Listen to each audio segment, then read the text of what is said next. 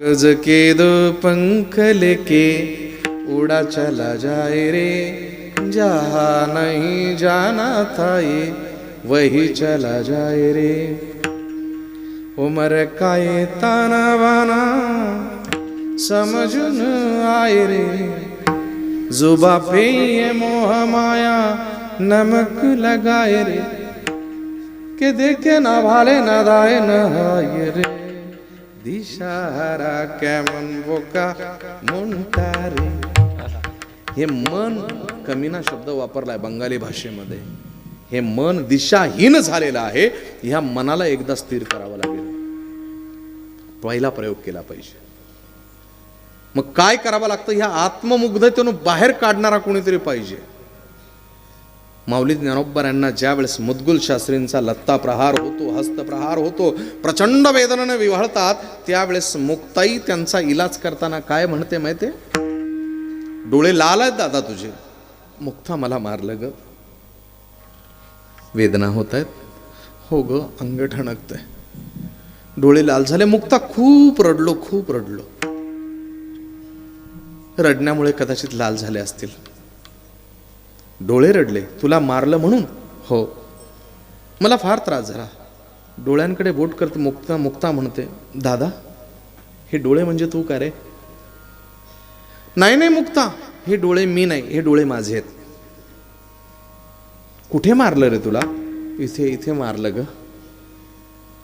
हा तू आहे? नाही हा माझा गाल आहे। अजून रे कुठे मारलं? पाठीत मारलं। ही पाठ तू आहे का रे? नाही मुक्ता, ती माझी पाठ आहे। तुझा गाल, तुझी पाठ, तुझे डोळे, शरीर तुझं, तू कुठेस? तू कुठेस? त्रास तुला झाला, तुझ्या अवयवांना मारलं, पण तू कुठेस? तुला तर काहीच झालं नाही, मग तुला त्रास होण्याचं कारण काय? येताय पक्ष माझे शब्द लक्षात येतात? हे समजण्यासाठी माणसाला ठोकर लागावी लागते। ज्या वेळेस ठोकर लागते तर 3 मार्ग निघतात, त्यातला एक मार्ग त्या मार्गावरती चालला पाहिजे। संकट आलं, अडचण आली की पहिला मार्ग जातो गुन्हेगारीकडे, दुसरा मार्ग जातो आत्महत्येकडे, आणि तिसरा मार्ग जो आहे तो मार्ग वळतो आपल्याकडे, स्वतःकडे। मी एक फिलॉसॉफी सांगत असतो, सुखी व्हायचंय ना, काळजी करणं सोडून द्या, काळजी घ्या। ब्रह्मांडातली कुठलीही वस्तू शोधायची असेल तर गुगल एका क्लिक वरती तुम्हाला शोधून देईल, मात्र स्वतःचा शोध स्वतःला घ्यावा लागेल। ज्यानं स्वतःला शोधलं त्याला शोधत जगाचा बाप त्याच्या घरी आल्याशिवाय राहणार नाही, म्हणून स्वतःला शोधा। आपण बऱ्याच दिशेला भर भर भर भर भर भर भटकंती करू शकतो, पण आपल्यातच येत नाही, स्वतःमध्येच बघत नाही, तो इथेच आहे। आतमध्ये गेल्याच्या नंतर मितवाचा जो भाव आहे तो नष्ट होतो आणि रतलीय या अवस्थेला प्राप्त होता येतं। जात कोळ कुळ गोत्राच्या पलीकडे जाता येतं। त्यासाठी योग्य प्रकारचा मार्गदर्शक असला पाहिजे, तो शिक्षक असला पाहिजे, पण त्या शिक्षकांना हिताचं शिकवलं पाहिजे। आणि ह्या जगतामध्ये सर्वोत्तम शिक्षक जर जीवाचा कोण असेल तर कोण आहे? आई, कारण ते बाळाचं हितच बघणार आहे। मग माऊली ज्ञानोबा यांना स्वतःमध्ये बघण्यासाठी आईनंच प्रयत्न केला। मला जर विचारलं त्या आईचं नाव तर मी म्हणणार नाही रुक्मिणी विठ्ठलपंत कुलकर्णी, शुक्ल यजुर्वेदी देशस्थ, माध्यंदिन शाखा, पंचप्रवरान्वित, वत्स गोत्रीय, सिद्धोपंतांच्या त्रिप्रवरी, वसिष्ठ गोत्री ब्राह्मणाची कन्या मीनाक्षी, असं म्हणणारच नाही मी म्हणेल कोणत्या आईनं माऊली ज्ञानोबा यांना शिकवलं? तर ज्ञानोबा यांना मी 3 आया मानतो। याचा अर्थ विठ्ठलपंत कुलकर्णींचे 3 विवाह झालेत असंही म्हणू नका, आणि 3 संबंधातून माऊली ज्ञानोबा झाले असंही म्हणू नका। माऊली ज्ञानोबा यांचा संबंध 3 आयांशी जोडून देतो।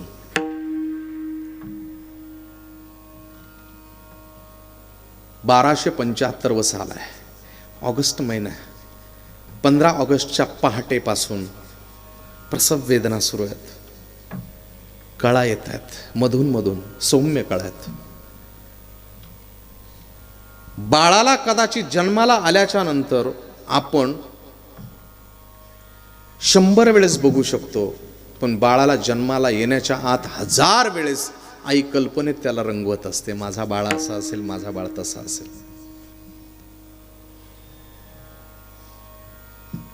थुई थुई पाऊस पडत होता. पक्षी झाडांवरून पटकन यायचे, दाणा टिपायचे, निघून जायचे. श्रावण आहे. ते वेद लागले आणि रुक्मिणी आईसाहेब दारात बसून त्या पक्ष्यांची किलबिलाट ऐकायची. आणि त्या वातावरणामध्ये त्यांना जो भाव झाला तो उत्तरेत गायला जातो. पंछियों की आवाज़ें हैं, गूंजती है आंगन में आए. पंछियों की आवाज़ें गूंजती है आंगन में, वो जरूर आएंगे हाय अब की बार सावन में, सावन में हाय. ईश्वराच्या येण्याच्या अगोदर वातावरण तयार करावं लागतं. नुसतं सप्ताह करायचा असेल तर 15 दिवस अगोदर मीटिंग, जागा साफ करणं, सगळं जगाचा बाप येणार आहे. त्या उत्तरेमध्ये तर बाप रे बाप बाप बाप. त्याला जर यायचं असेल ना तर श्रावणाच्या अगोदर काय तयारी करतात. सावन आयो, सावन आयो, आयो सावन आयो रे सखी, सावन आयो है सखी, मैं तो जुग जुग करूं जुहार रे. सावन आयो आयो रे.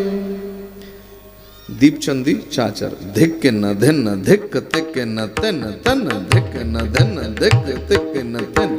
पधारो मारो देश रे, पधारो मारो देश रे. सावन आयो, सावन, सावन आयो. पधारो मारो देश रे. श्रावणात मध्यरात्र होऊ लागली. तीव्र बाळंतपणाच्या वेदना, कळा असह्य झाल्या.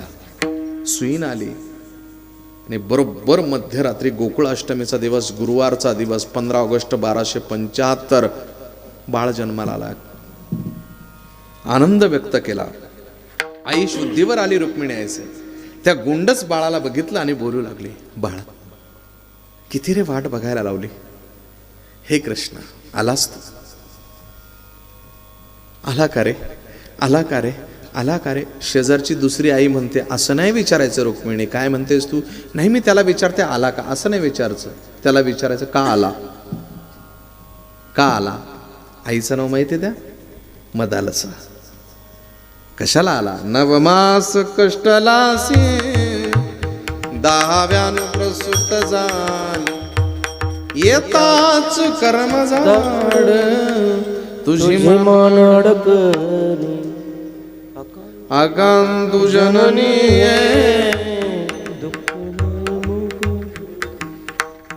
अरे तू जिथून आला ती जागा तुला योग्य वाटली का. आता पुन्हा तिथं जाण्यासाठी यायचं की तू आला का, काय येण्याची काय काय घाई काय होती तुला. वातावरण खराब आहे तुला माहिती नाही. इकडे तुझ्या वृत्तीला तुझ्या ज्ञानाला किंमत नसणार आहे. इकडे ये दुनिया है काला बाजार के पैसा बोलता है. पैशानं सगळं विकलं जातं रे. तुला सुद्धा या व्यासपीठावर बुभ करून कमरेला उपरणं बांधून लुटतील रे. तुला लुटलं पाहिजे, 100% लुटलं पाहिजे, पण तुला लुटलं पाहिजे. तुझ्या नावानं नाही लुटून उपयोग. तू तो पाडाला पिकलेला आंबा आहेस की ज्याच्या नुसत्या केवळ रसास्वादानं आत्मानुभूती, आत्मानंद होईल रे. तुला लुटलं पाहिजे, पण तुला लुटत नाही. तुला ठेवतात आणि मग लुटतात. लुटलं पाहिजे. माऊली ज्ञानोबा दुसरी आई म्हणते का आला, आणि तिसरी आई जी आहे वयानं 4 वर्षानं लहान, मुद्गुल शास्त्रींनी प्रचंड मारल्यानंतर रडू लागले, ताटी लावून बसले. प्रसव वेदना सुरू झाल्या मुक्ताईला. कारण ज्ञान गर्भामध्ये ज्ञान सूर्य आता जन्म घेण्याची तयारी करतोय. आर्त किंकाळी प्रचंड वेदना झाल्या, आणि आर्त किंकाळीतून मुक्ताईच्या मुखातून निघालेला पहिला वेदनेचा स्वर कोणता आहे माहिती? तुम्हाला एक सांगू, कविता जन्माला येते कवीच्या कल्पनेतून. ती कल्पना जन्म त्या कवीला केव्हा देते? ज्या वेळेस त्याला वेदना होतात. कवीच्या मनाला झालेली वेदना म्हणजे त्याची कविता आहे.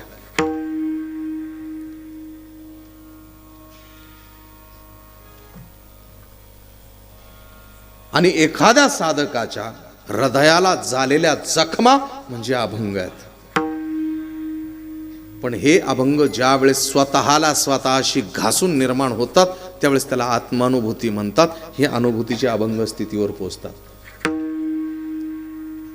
मुक्ताईची वेदना तीव्र झाली आणि मग मुक्ताईचा चित्कार पहिल्यांदाच बोलायला लागली. म्हणू शकत होती, दादा पाठीवर मांडे भाजू शकतोस ना? ब्रह्मांड जाळण्याची क्षमता असताना तुला मारणाऱ्या माणसाला तू तिथेच का भस्म केलं नाही? म्हणू शकत होती. अरे रेड्याला बोलायला लावतो, वेड्याला का बोलवू शकत नाहीस तू? अरे जडावर सत्ता गाजवतो, जीवावर सत्ता गाजवणं तुला एवढं अवघड आहे का? पण मुक्ताईला माहिती होतं 5 रुपयाची पिपाणी घेऊन बाजारात वाजवणाऱ्याला पटकन लगेच बिस्मिल्ला खान काउंटर करायला समोर येत नाही. दाखव वाजवून आता. 25 रुपयाचं ढोल बाजारात मिळतो, तो ढोल वाजवत फिरणाऱ्या माणसाला लगेच आमचे महाराज म्हणणार नाही, चल सप्त्यात बैस माझ्यासमोर, दाखव चक्रधार वाजून, चाल मी सांगतो तो वाजव, केर वाजा द्रागर वाजवताल सप्ताल. अरे ती लेकरू आहे, त्याच्या काय नादाला? ही लोक त्रास देणारच आहे. तुला लढायचं खूप मोठ्या माणसाशी, खूप मोठ्या महाशक्तीशी लढायचं म्हणून दादा यांच्या नादाला लागू नको. आता तुला सावध झाला पाहिजे. आणि मग मुक्ताई बोलू लागते, तू कोण आहेस? तुझी जाणीव काय? तू केवढा आहेस? योगी पाव नमनाचा, योगी पावन मनाचा, योगी पावन मनाचा, योगी पावन मनाचा. साहे अपराध जनाचा, जनाचा साहे अपराध जनाचा, साहे अपराध जनाचा.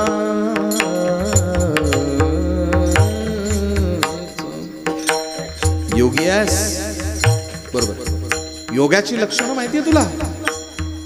योगाची संपदा त्यागाने शांती, उभय लोकी कीर्ती सोळा. योगी पवित्र मनाचा असतो. जगानं अपराध करावे, योगानं सहन करावे, हा त्याचा स्वभाव असला पाहिजे दादा. विश्वरागानं अग्नी झालं, आपण पाणी व्हावं, त्यावेळेस समतोल होईल. इलेक्ट्रॉन, प्रोटॉन, न्यूट्रॉन बॅलन्स आहेत तोपर्यंत ठीक आहे. विघटित झाले तर ॲटॉम बॉम्ब बनवून ब्रह्मांड विच्छिन्न करू शकतात. वेडा आहेस तू. त्या गतीला मेंटेन करून ठेव. कोणी अग्नी झाला तर कोणी पाणी व्हावं. अग्नीला अग्नी तोडू शकत नाही, पाण्याला पाणी तोडू शकत नाही. दोघे एकत्र आले की विनाश निश्चित आहे. म्हणून अग्नी आणि पाणी बॅलन्स कर. विश्वराग झाले वन्य, संती सुखे भावे पाणी,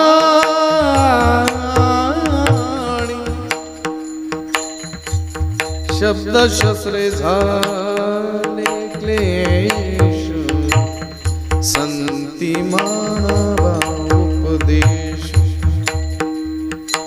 शस्त्रानं झालेले प्रहार देहाला वेदना करतात, जखमा करतात, पण शब्दांचे शस्त्र हृदयाला छिन्न विछिन्न करतात.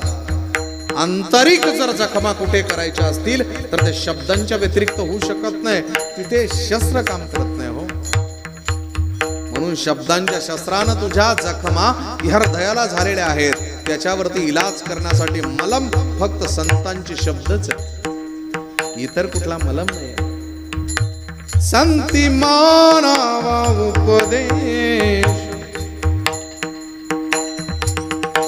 तुला माहिती आहे हे ब्रह्मांड व्यापलेलं आहे,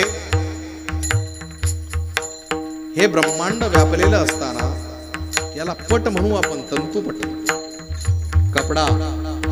पण हा कपडा निर्माण होण्यासाठी त्याला मुख्य सूत्र जे आहेत, ज्याला धागा असं म्हणतात, ते ब्रह्म आहे. म्हणून ब्रह्म चराचरात व्याप्त आहे रे, तुझ्यात आहे, माझ्यात आहे, सर्वात आहे. फक्त या ब्रह्मत्वाचे तुकडे केल्याशिवाय खुर्चीवरती ऊब येत नाही. त्या खुर्चीला ऊब प्राप्त करून देण्यासाठी तुमची मस्तक भडकवली जात आहेत, जातीपातीत गुंतवलं जात आहेत, वर्ग वर्णात गुंतवलं जात आहे, लिंगभेदात गुंतवलं जात आहे. या सगळ्या मर्यादा माझ्या माऊली ज्ञानोबाने तोडून दिल्या. तुमच्यात जे रक्त आहे, माझ्यात जे रक्त आहे, माझं जे शरीर आहे, माझ्या शरीरामध्ये असणाऱ्या प्लेट, माझ्या शरीरामध्ये असणाऱ्या प्लाझ्मा, माझ्या शरीरातलं रक्त, हे जर आपल्या एकमेकांना मॅच होऊ शकतं, जन्म देणाऱ्या बापाचा रक्तगट मुलाशी मिळू शकत नाही, पण एखाद्याचा रक्तगट दुसऱ्या जातीच्या माणसाशी जुळू शकतो. पण हे जुळणं नाही योग्य, जुळल्याच्या नंतर तिकडे जुळत नाही ना वर, त्यांना घेणं देणं नाहीये. सहज जरी म्हटलं 360 रुपयाचं बिल इलेक्ट्रिकचं भरलं नाही तर तुम्हाला नोटीस येते, लाईट कापली जाते. हजारो कोटीचे घोटाळे आपण काय करू? सर साहेब, माझ्या साहेबाला बोलला, माझ्या साहेबाला बोलला. मेरा साहब उधर है पंढरपूर में. मी कोणी समोर आलो तर मी सांगतो, साहेब तुम्ही आमदार, नामदार, खासदार 5 वर्ष, 10 वर्ष, 15 वर्ष, 20 वर्ष, 50 वर्ष, 5 पिढ्या, पण माझा उमेदवार 28 युगापासून उभा आहे, त्याचा प्रचार करण्यासाठी या व्यासपीठावर आलोय. आणि तुमचे गुणगान गात असेल तर माझ्या रक्तावर प्रश्नचिन्ह उभं राहायला पाहिजे, मी कुणाचं आहे, मी कोण आहे. अरे ज्यांचा प्रचार करण्यासाठी ह्या व्यासपीठाची आम्हाला मर्यादा किंवा जबाबदारी मिळाली, ती सोडून जर आम्ही दुसरे कुणाचे गुणगान गात असू तर 100% माझा DNA मी चेक करावा. माझा बाप खरंच पांडुरंग आहे काय? जर मी त्याच्या रक्ताचा नाहीये तर का उगाच दुसऱ्याचे गुणगान गाण्यासाठी इथे उभा राहू?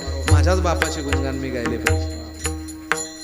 वेद, वेदांग, उपनिषद, शास्त्र, पुराण, गीता, गाथा, ज्ञानेश्वरी, वृत्ती, प्रभाकर, पंचदशी, विचार सागरासारखा ग्रंथांचा महासागर असताना आम्हाला इतर काही घ्यावं लागत असेल तर दुर्भाग्य आहे. हे विश्वपट आहे, हा ब्रह्मदोरा आहे. म्हणून तू पटामध्ये कुठेतरी आहे रे बाबा, म्हणून पटकन लक्षात घे. विश्वपट ब्रह्मदोरा ताटी उघडा ज्ञानेश्वरा. हे विश्वपट आहे, ब्रह्मदोरा आहे, म्हणून ताटी उघड. 13 अभंगांपर्यंत प्रसव वेदना संपल्या. मुक्ताईच्या समोर ज्ञानोबा ताटी उघडून उभे राहिले. मुक्ता सांग काय करू? मुक्ताई म्हणते जग. जगतोय ना? नाही, जिवंत होतास, आता जगायला प्रारंभ कर. जगायचं म्हणजे काय? मुक्त हो रे. मुक्ता मी मुक्त आहे, तुला कळतंय का? मुक्ता सांगते तू मुक्त नाहीये वेड्या. ही मुक्ता सांगते ना, ऐक ना, तू मुक्त नाहीये, कारण अजूनही तुला मुक्ता दिसते. आणि मुक्ता म्हणजे ब्रह्मचित्कला महामाया. जोपर्यंत मायेच्या अधीन आहात, मायेच्या समक्ष आहात, मायेच्या सोबत आहात, तोपर्यंत तुम्ही मुक्त नाही. या मायेचा निचरा केला पाहिजे. पण मायेला बिघडवण्याचं सामर्थ्य किंवा मायेला चॅलेंज करण्याचं सामर्थ्य त्याच्यात सुद्धा नाहीये. महर्षी व्यास म्हणतात, बेटा शुक, रुक जा, रुक जाओ. नहीं बाबा, मैं नहीं रुक सकता. अरे मैंने तुझे आश्वासन दिया है, शब्द दिया है, वचन दिया है तुझे. नहीं बाबा, नहीं रुक सकता. अरे हमारा संभाषण हुआ था. क्या हुआ था?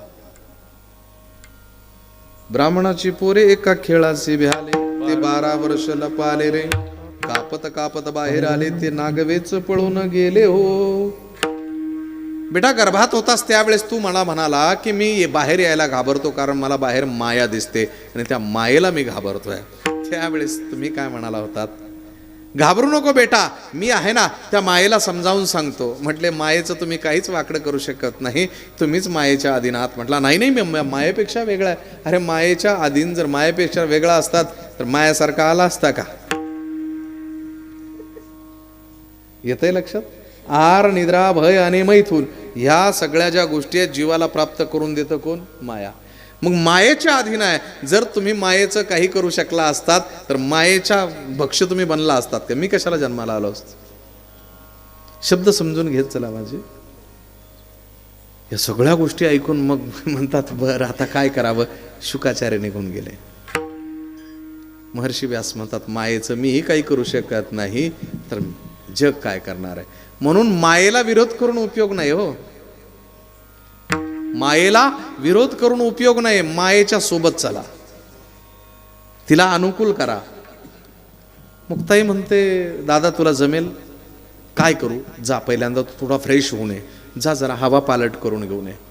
माऊली ज्ञानोबा आहेत ना, माऊली ज्ञानोबा विचार करत होते, माझा केवढा अधिकार. आणि इवल्याच्या मुक्ताईनं म्हणावं, मुक्त हो, माझं मौक्तिक साम्राज्य एवढं, माझी क्षमता एवढी, माझा अधिकार एवढा की मी देवाला ताकदीनं बोलू लागलो.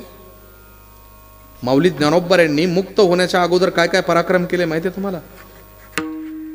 आम्ही मृदंगाचार्यांना जर बोललो ना, तर इकडे आमचं सगळं होईपर्यंत मृदंगाचार्य महाराज ज्या गाडीनं, ज्या रस्त्यानं जाणार आहे त्या रस्त्यावर गाडी आडवी लावून ठेवतात. तुम्ही नाही, कोणी लावत नाही म्हणावं, पण असं म्हणा, सगळे बिचारे आपल्याला जीव लावतात. साऊंडवाले दादा असतील, कुणी कुणी करतात ते. माझ्या साऊंडला नाव ठेवलंस, बोल आता, 4 लोकात बोललास ना तू, आता बोल. असं होत नाही शक्यतो. सगळे आपण एका आईची लेकरं आहोत. शेजारी बसण्यावरून एक श्रोता दुसऱ्या श्रोत्याला म्हणतो, तुला मंडपच्या बाहेर निघ, मग दाखवतो. आपली भांडणं कुणाशी चालू आहे? ज्ञानोबांचं भांडण कुणाशी होतं माहिती आहे? जर ते मुदगुल शास्त्रीशी भांडले असते, ते वामन शास्त्रीशी, विसोबा चाटीशी भांडले असते, तर त्यांना हे भांडणारं जे त्यांचं मूळ गिराईक होतं तिथपर्यंत गेले नसते. देवाच्या समोर उभे राहतात, बाहुवर करतात आणि लाल डोळे करून देवाला म्हणतात, देवा, ज्ञानोबा भांडण्याचा मूड दिसतोय तुमचा. मा